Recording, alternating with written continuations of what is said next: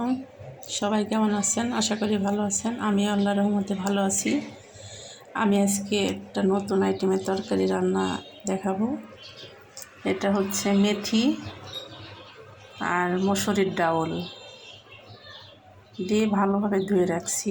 আগে একটু ভিজে রাখছিলাম, তারপরে ভালোভাবে ধুয়ে এটা সব কিছু দিয়ে ডাল মসুরির ডাউল আর মেথি, আর এদিকে পেঁয়াজ কাটা, রসুন কাটা আর মরিচ সবগুলো একসাথে দিয়ে দেব।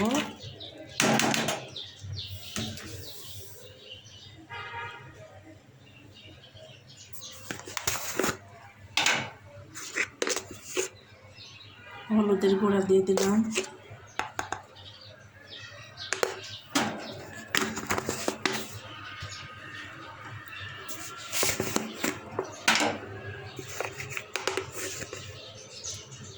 ধনিয়া গুঁড়া দিয়ে দিলাম,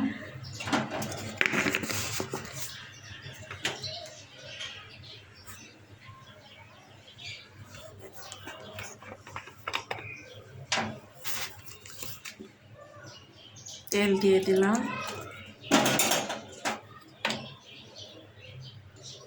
ভালোভাবে মেখে নিতে হবে। এটা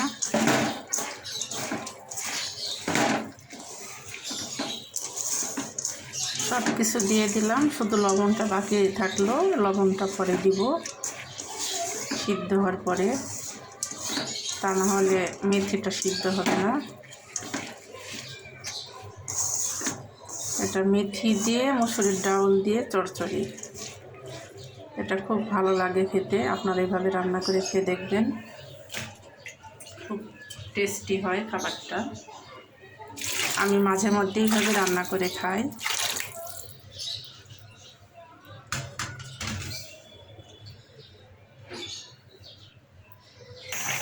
মসুরির ডাউলটা সিদ্ধ হয়ে গেছে, আদা সিদ্ধ হয়ে গেছে। এবার লবণটা দিয়ে দেব।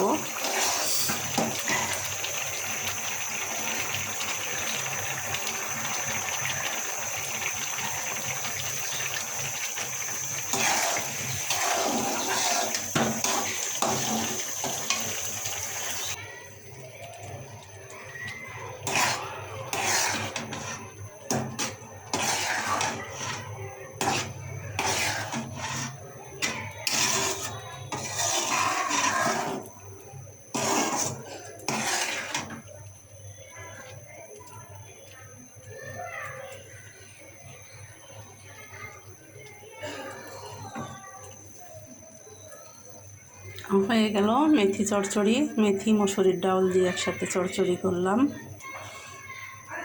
এইভাবে রান্না করে খেয়ে দেখবেন, অনেক টেস্টি হয় তরকারিটা।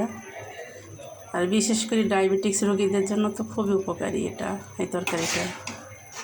এভাবে রান্না করে খেয়ে দেখবেন। সবাই ভালো থাকবেন। আল্লাহ হাফেজ।